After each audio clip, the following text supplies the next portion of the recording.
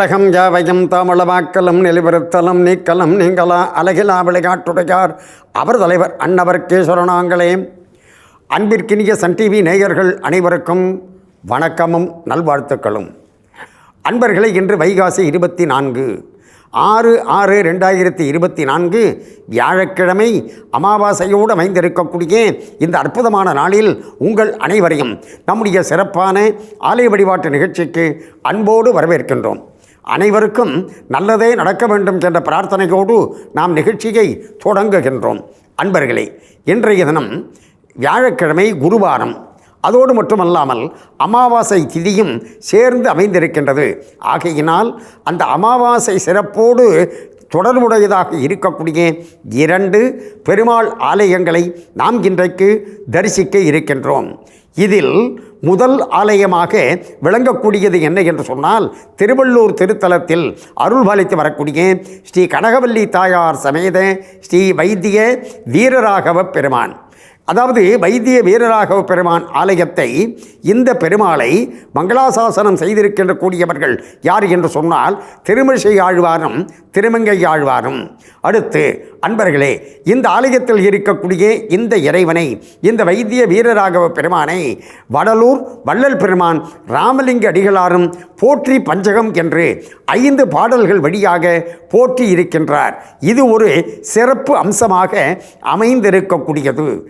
இந்த அமாவாசை நாளில் இந்த பெருமாளை ஏன் வணங்க வேண்டும் என்று சொன்னால், ஒரு தை அமாவாசை அன்றுதான் இந்த பெருமாள் சாலிகோத்திர மகரிஷி என்று சொல்லக்கூடிய மகரிஷிக்கு காட்சி கொடுத்தார். அப்படி காட்சி கொடுத்து இந்த திருத்தலத்திலேயே நிரந்தரமாக நீங்கள் தங்கியிருந்து பக்தர்களுக்கு அருள் செய்ய வேண்டும் என்று சாலிகோத்திர மகரிஷி கேட்டுக்கொண்டதன் காரணமாக அவருக்கு எப்படி சயன கோலத்தில், அதாவது கிடந்த திருக்கோலத்தில், பள்ளி கொண்ட திருக்கோலத்தில் காட்சி கொடுத்தாரோ, அதை போலவே நமக்கும் இன்றைக்கு தரிசனம் தந்து கொண்டிருக்கக்கூடிய அற்புதமான தெய்வம்தான் வைத்திய வீரராகவ பெருமான். அதாவது இந்த பெருமாளை திருமங்கை ஆழ்வார் மங்களாசாசனம் செய்கின்ற பொழுது, முன்னோர் தூது வானரத்தின் வாயில் முடிந்து அரக்கன் மன்னூர் தன்னை வாழியினால் வாழ முனிந்து அவனை பின்னோர் தூது ஆதி மன்னர்க்காகி பெருநிலத்தார் இன்னார் தூதன் என நின்றான் எவ்வுள் கிடந்தானே என்று குறிப்பிட்டார்.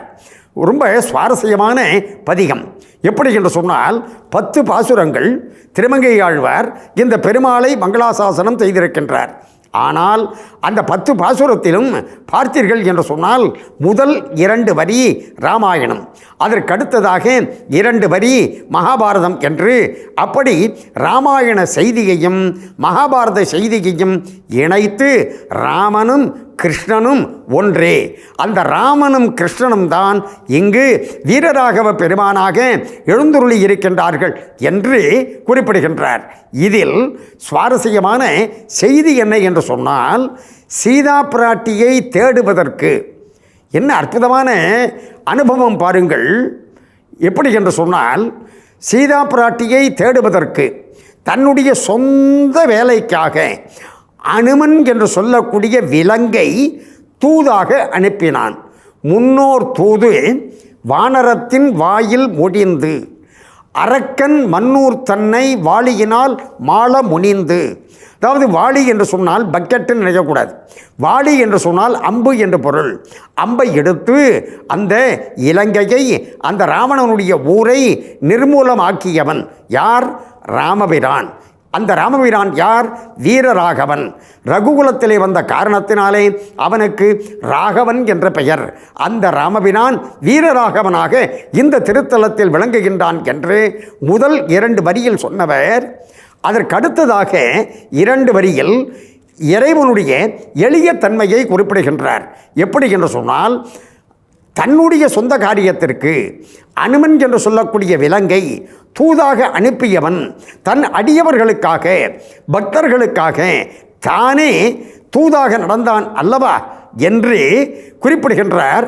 எப்படி என்று சொன்னால், முன்னோர் தூது வானரத்தின் வாயில் முடிந்து அரக்கன் மன்னூர் தன்னை வாளியினால் மாள முனிந்து அவனே பின்னோர் தூது ஆதி மன்னர்க்காகி பெருநிலத்தார் இன்னார் தூதன் என நின்றான் எவ்வுள் கிடந்தானே என்று மகாபாரதத்தில் வரக்கூடிய ஒரு சுவாரஸ்யமான சம்பவத்தையும் அதில் இணைக்கின்றார். என்ன என்று சொன்னால், பாண்டவர்களுக்காக பஞ்சவர்களுக்காக அப்படி தூது நடந்தானே, அந்த நடந்த இறைவன் துரியோதனனுடைய சபையிலே சென்று மிகப்பெரிய விஸ்வரூபம் எடுத்து நின்றான். என்னார் தூதன் என நின்றான், எவ்வுள் கிடந்தானே என்று அங்கே நின்றவன் தான் இங்கு கிடந்த திருக்கோலத்தில் காட்சி தருகின்றான் என்று அந்த இறைவனுடைய எளிய தன்மையை நமக்கு படம் பிடித்து காட்டுகின்றார் திருமங்கை ஆழ்வார். திருவள்ளூரில் எழுந்தருளி இருக்கக்கூடிய வைத்திய வீரராகவ பெருமானை மங்களாசாசனம் செய்கின்ற பொழுது அப்படிப்பட்ட எளிய தெய்வமாக இருக்கக்கூடிய திருவள்ளூர் வீரராகவ பெருமானை நாம் இப்பொழுது தரிசிப்போம் வாருங்கள். இன்றைக்கு வியாழக்கிழமை, குருவாரம், அதோடு மட்டுமல்லாமல் ரோகிணி நட்சத்திரமும் இணைந்து சேர்ந்து அமைந்திருக்கக்கூடிய நாள். இந்த நாளில் நாம் பஞ்ச கிருஷ்ண கஷேத்திரங்கள் என்று சொல்லப்படக்கூடிய, அதாவது 5 கிருஷ்ண கஷேத்திரங்கள் என்று கொண்டாடப்படக்கூடிய திருத்தலங்களில் ஒன்றாக இருக்கக்கூடிய திருக்கண்ணபுரத்தில் அருள்பாலிக்கக்கூடிய சௌரிராஜ பெருமாளை இன்றைக்கு நாம் தரிசிக்க இருக்கின்றோம். அதாவது ரோகிணி நட்சத்திரம் என்ற காரணத்தால் பஞ்ச கிருஷ்ண கஷேத்திரங்களில் ஒன்றை தரிசிப்பது என்ற ஒரு சிறப்பு அம்சம். அதற்கடுத்ததாக இந்த ஆலயத்தில் இருக்கக்கூடிய இறைவனை அமாவாசை தினத்தில் இன்றைக்கு தரிசிப்பது என்பது மற்றும் ஒரு சிறப்பு அம்சம். என்ன என்பதை நாம் பார்ப்போம்.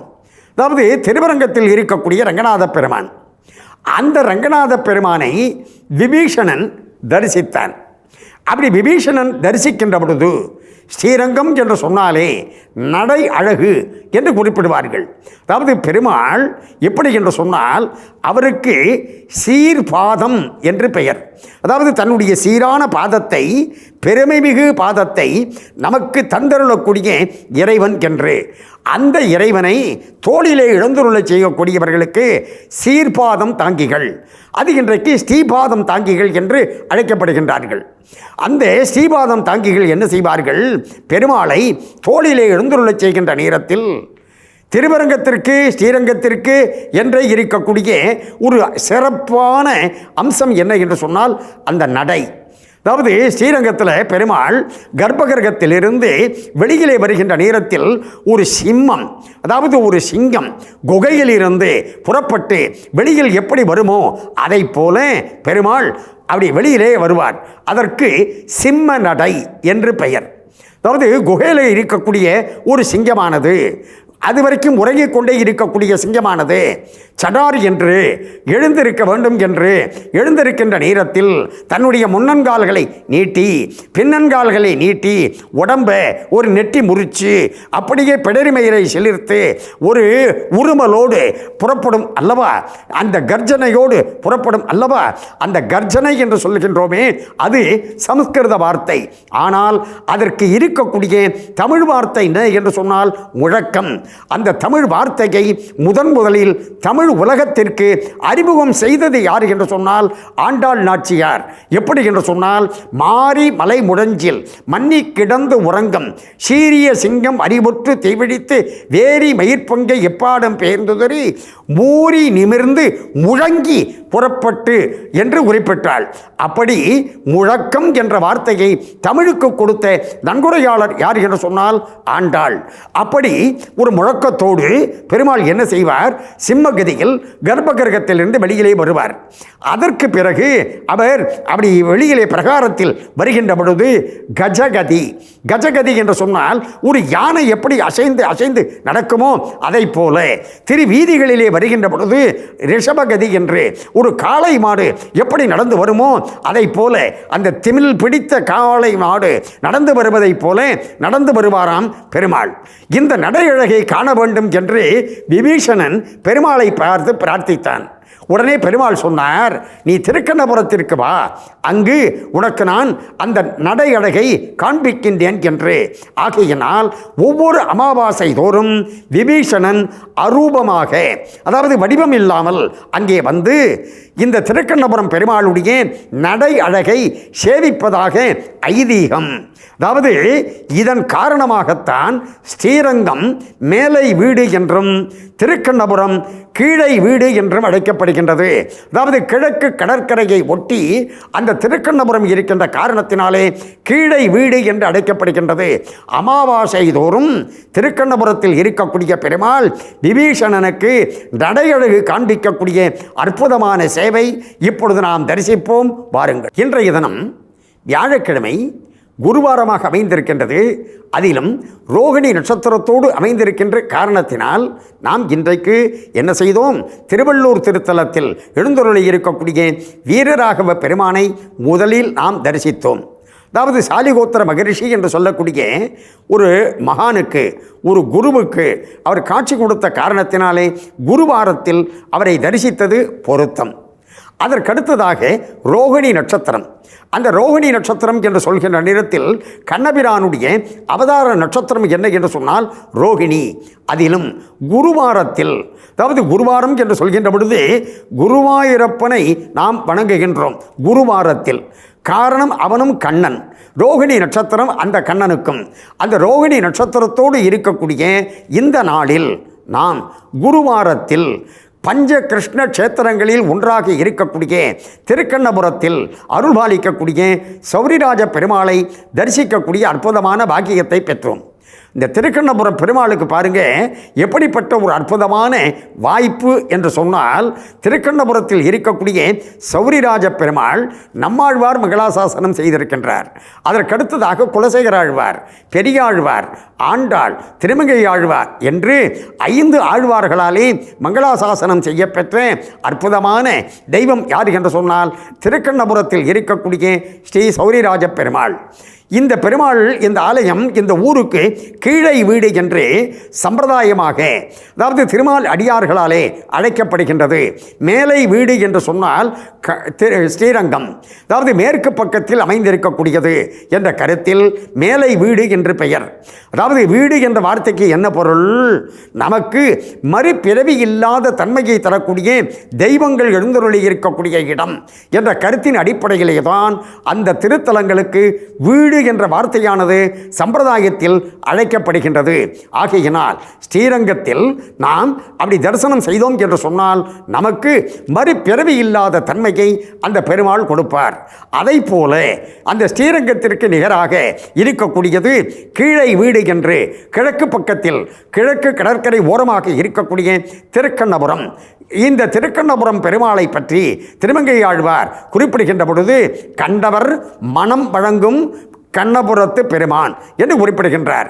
கண்டவர் மனம் வழங்கும் என்று சொன்னால், இப்போ சாதாரணமாக நாம் எந்த தெய்வத்தை தரிசிப்பதாக இருந்தாலும் ஏதாவது ஒரு பொருளை காணிக்கையாக கொடுக்கின்றோம். ஆனால் திருக்கண்ணபுரத்தில் எழுந்தருளி இருக்கக்கூடிய ஸ்ரீ சௌரிராஜ பெருமாளை வணங்கினோம் என்று சொன்னால் வணங்கக்கூடியவர்கள் என்ன செய்வாங்களாம்? அவர்கள் மனதையே பறிகொடுத்து விடுவார்கள். ஆகையினால் கண்டவர் மனம் வழங்கும் பெருமான் என்று ஒரு அனுபவ வார்த்தையாக திருமங்கை மன்னன் திருமங்கை ஆழ்வார் குறிப்பிடுகின்றார் என்று சொன்னால் மிகையல்ல. அடுத்ததாக அன்பர்களே, திருவள்ளூரில் இருக்கக்கூடிய வைத்திய வீரராகவ பெருமான் கனகவல்லி தாயார் சமேதராக நமக்கு அருள் புரிந்து வருகின்றார்.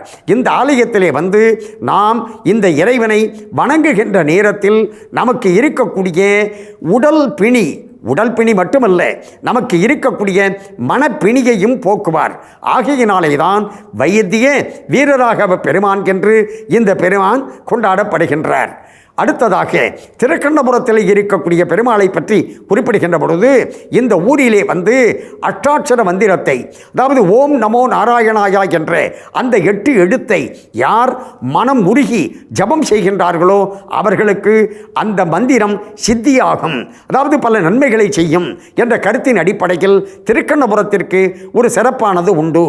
எனவே அன்பர்களே, திருவள்ளூர் திருத்தலத்தில் அருள்பாலிக்கக்கூடிய ஸ்ரீ கனகவல்லி தாயார் சமேத ஸ்ரீ வைத்திய வீரராகவ பெருமானுடைய அருளாலும் திருக்கண்ணபுரத்தில் அருள்பாலிக்கக்கூடிய பத்மினி நாச்சியார், அதாவது கண்ணபுர நாயகி என்றும் கொண்டாடப்படக்கூடிய அந்த தாயாருடைய அருளாலும் சௌரிராஜ பெருமாளுடைய அருளாலும் நம்முடைய நேயர்கள் அனைவரும் எல்லா நலமும் பெற்று பல்லாண்டு வாழ வேண்டும் என்று பிரார்த்தனை செய்து கொண்டு இந்த அளவில் நிறைவு செய்து கொள்வது நாகை முகுந்தன். நன்றி, வணக்கம், வாழ்க நலம்.